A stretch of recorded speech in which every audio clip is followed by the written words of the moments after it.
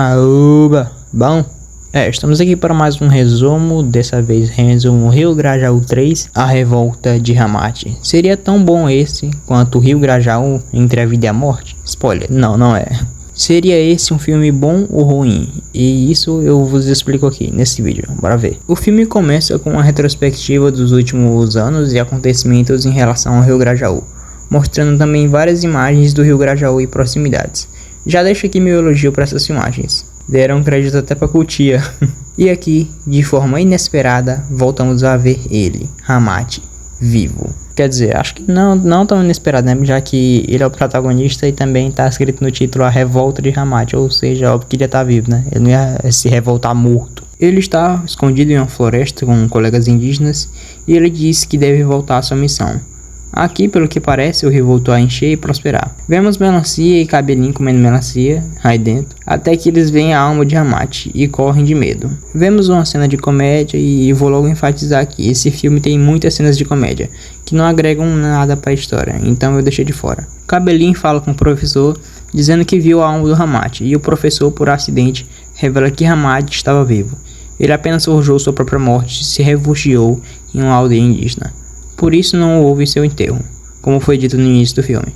E aqui, finalmente, vemos o reencontro entre Hamachi e seu filho, Pedrinho, que na verdade agora é Pedro, já que ele já tá mais velho, né, tá com mais de 20 anos já. Eles se abraçam e ficam muito felizes. Pedrinho atualmente não está cuidando do rio porque ele está trabalhando. Ele trouxe roupa pro seu pai e ele se despede novamente.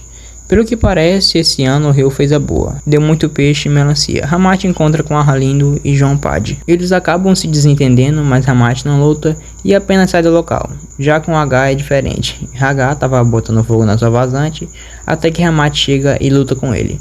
Aqui o Hamachi tá por as ideias, saiu na mão com o cara, nem tentou dialogar. A luta é intensa e eles acabam até caindo dentro da água, com o Hamachi saindo vencedor. Aqui vemos também irmão Rony e Manuel. Rony estava falando sobre os feitos de Hamachi e sobre o bem que ele fez pro rio. Manuel fala também sobre as árvores que ele plantou e seus feitos. Gostei bastante dessa cena, deu pra reviver um pouco da essência do primeiro filme. Eles escutam alguém cortando um pé de caju e vão até o local. Aqui ele era Maguila. Eles entram em uma discussão e Manuel luta com Maguila, o vencendo sem dificuldades e o espantando para longe. Voltamos a ver Hamachi, onde ele acaba escorregando e cortando a mão em cacos de vidro no chão. Uma garota aparece e fala com ele. Hamachi fala para ela e para a família dela parar de jogar lixo na beira do rio, porque isso poderia o prejudicar. Aqui vemos outra cena legal no filme, quando Francisco Meribá estava comendo buriti e escuta alguém cortando uma árvore.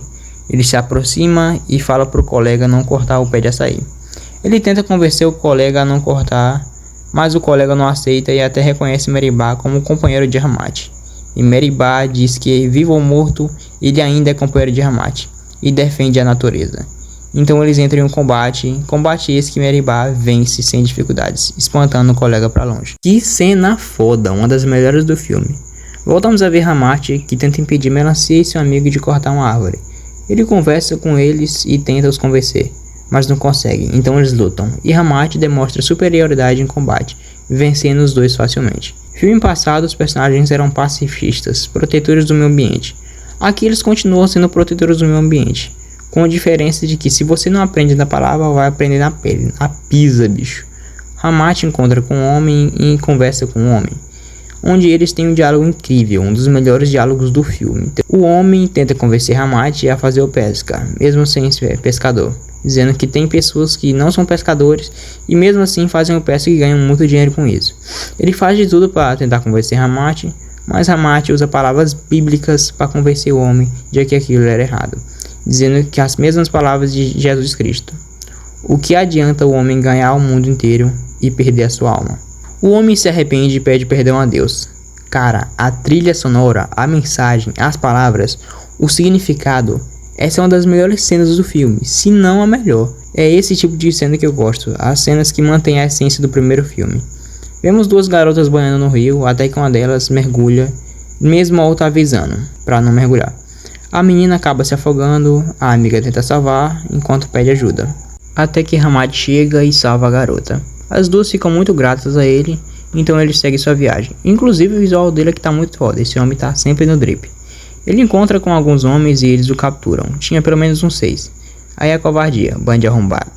Eles o deixaram amarrado e um homem, Adailton, estava em inimizade com Hamath, pois ele bateu em seu filho, o Cabelinho. Cabelinho tenta matar Hamath, mas o professor o impede. Adailton segura o professor e tenta o tirar dali, mas o professor se oferece para ficar no lugar do Hamath. Hamath não aceita aquilo e o professor é mandado embora. Hamath começa a apanhar até que duas garotas aparecem, a filha do Adailton e sua amiga. A garota que Hamath salvou é filha de Adailton, mas você já viu, né? Hamath continua a ser torturado, o que dá ainda mais valor para esse personagem, o que ele sofreu e o que ele resistiu. E a filha de Adailton chega parando aquilo. Ela confronta seu pai e pede que ele solte Hamath. Ela revela que foi ele que a salvou quando ela estava morrendo afogada. Aqui o elenco entrega mais carga dramática e tentam atuar melhor. Ponto para eles. Hamath é solto pela garota, com a permissão de seu pai, o que desagrada aos rapazes, que correm atrás dele enquanto ele foge. Na floresta, ele encontra com o pai de Zé Besteira e luta com ele. Outra cena legal do filme. Ele consegue fugir e encontra com o senhor, que deu da água para beber. Acontece que o homem que deu água a Hamath é filho do pai de Zé Besteira, mas ele não é o Zé Besteira, eu acho. Então ele ataca Hamath também, o expulsando da propriedade deles. Hamath vai pro rio e entra em um barco para sair dali, mas é atacado por Cabelinho, Gaguinho e Gilberto. Ele luta contra eles, mas acaba perdendo. Eles o amarram e o jogam no rio, para morrer afogado. Enquanto estavam saindo, Cabelinho para e, com um certo remorso, lembra que cresceu comendo os peixes que o rio lhe davam. O rio era como uma mãe para ele. Então ele tem sua redenção e luta contra Gilberto e Gaguinho. Ele corre e pula no rio. Hamath, mais uma vez, escapa da morte. Cabelinho, na floresta, seca suas roupas. Hamath encontra com Antônio Maranhão, onde Maranhão estava chorando. Hamath pergunta do porquê. E Maranhão diz que era porque ele estava devendo agiotas. Ele pegou o dinheiro para plantio de melancia, mas as melancias não estavam rendendo. Hamath conversa com eles e Maranhão e Antônio se desentendem e entra em um combate desnecessário, enquanto Hamath assiste. Finalmente estava demorando, vemos ele, Edvan Santos, conversando com duas cantoras. Ele então toca a música delas, enquanto Hamath e Cabelinho se encontram. Hamath se arma para brigar e Cabelinho pede perdão e diz que se arrependeu, mas Hamath continua a desconfiar dele em posição de luta. O que eu entendo, mas assim, foi meio paia, né? Porque o Hamath, ele sempre foi muito piedoso. Então eu acho que aqui foi um furo de roteiro. Mas por fim, Hamath o perdoa e lhe dá sua farda camuflada. Os dois se abraçam e se entendem. Eu falei mal da incoerência, mas essa cena é muito foda. Gilberto e Gaguinho estavam procurando por Hamath e Cabelinho, enquanto os dois fugiam. Eles o encontram e iniciam a perseguição, mas Hamath e Cabelinho conseguem despistá-los e fugir por um momento. Gaguinho encontra Cabelinho e eles lutam, onde Cabelinho o derruba na água. Hamath pega Gilberto distraído e eles lutam. Eles caem dentro do rio enquanto lutam. Gaguinho procura por Cabelinho e ele sai da lama, pegando Gaguinho de surpresa. Por fim, Hamath e Cabelinho se encontram novamente. Ainda na floresta, Gilberto e Gaguinho procuram pelos dois e o Gaguinho vê um fósforo no chão. O acende e o joga no chão de volta, causando uma explosão que pega os dois e os deixa todos queimados. Aquela era a armadilha de Hamath. Mas eles conseguem voltar e procurar os dois de novo.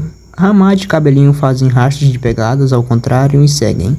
Gilberto e Gaguinho seguem logo atrás e os encontram, iniciando outra luta e perseguição. Eu não vou narrar tudo o que está acontecendo, porque eu não sou fidão ainda não, muita confusão. As cenas predominantes aqui são de ação e comédia e fica por um bom tempo assim, até que eles entram em um combate intenso. Gilberto vence o Cabelinho e Hamath tem que se virar contra os dois sozinho. Ele até se vira por um tempo, até que Cabelinho acorda e eles vencem o Gilberto e Gaguinho, os amarrando juntos e os deixando no mato. Vemos duas meninas tomando banho no rio, até que uma raia ataca o pé de uma delas e elas ligam pro pai dela. Mas Hamath as encontra antes e as ajuda. Ele vai atrás de uma cura que havia em uma árvore da região. Ô, meu irmão, o almoço tá demorando muito. Bora ver se dá pra gente chegar em casa, por favor. Se passou literalmente 20 segundos desde que ele saiu. Que pressa é essa? Hamath encontra dois homens que fizeram mal ao rio e no caminho ele luta contra eles. E eles amarram suas mãos. Eles o levam e no caminho encontra com o chefe da comunidade, pai da menina que foi atacada por uma raia. Ele vira inimigo do Hamath instantaneamente e eles o amarram em um pau. O seu animal, sua filha tá morrendo e você quer ficar caçando briga com um desconhecido? Agora fala tuas últimas palavras. Cuide do rio, assim como vocês cuidam dos vossos filhos. Ah, se for assim o rio vai continuar fudido. O maluco tava desesperado pra salvar a filha dele, mas param do nada para bater em um estranho. Eu não tanco isso. E aliás, como é que ele não lembrou da filha dele quando o Hamate disse isso? Até que enfim o pai da menina, que eu faço questão de não saber o nome, vai ajudar, né, entre aspas, a filha dele. Ela tinha desmaiado até que a amiga pega a cura em uma árvore aqui e salva sua amiga. Se a cura tava ali, por que ela não fez isso antes? Letícia volta a ficar bem e o pai dela pergunta como a amiga sabia a cura. E ela diz que Hamate lhe ensinou. Hamate é preso em um pau e usando a força bruta, ele consegue fugir. Até que os caras pegam ele de novo. Tá, isso não adiantou de nada, mas mostrou a força bruta do Hamate. O cara não é pouca coisa. O pai da Letícia vem e ajuda Hamate. Hamate agora tem sua eterna gratidão. E ele promete que vai ajudar a proteger o rio.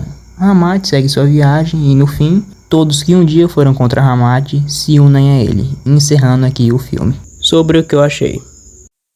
Primeiro, que eu já joguei o filme na hora que ele existia, na hora que eu vi que ele existia.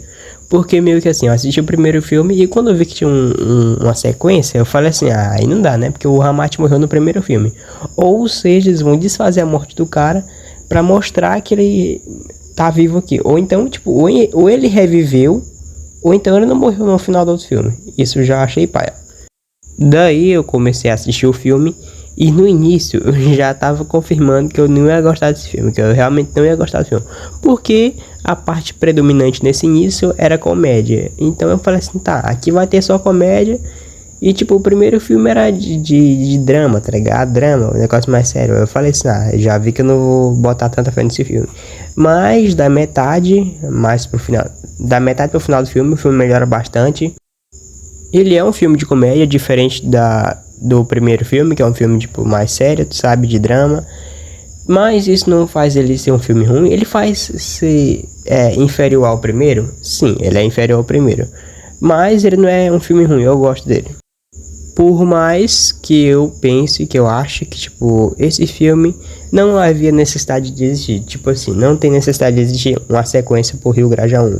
Porque ele tem início, meio e fim perfeitos, tá ligado? Ele tem um início, meio e fim perfeito, não precisava de uma sequência.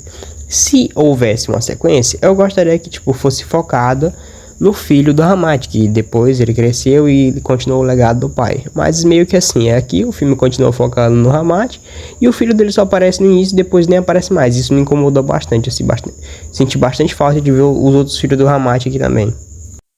Mas ainda assim, mesmo sendo um filme que tipo, não apareceu tanto os personagens antigos, não apareceu o filho do Hamate, teve mais comédia do que seriedade em si. Eu acho que, tipo assim, tem algumas cenas que são bem legais, dá pra reviver a essência do primeiro filme, tipo, naquele diálogo do Hamate e do cara que tá tentando fazer ele, convencer ele a fazer o pesca. Eu achei uma cena muito linda, tipo, muito linda mesmo, eu achei muito legal, deu pra reviver a essência do primeiro filme e eu gosto bastante disso.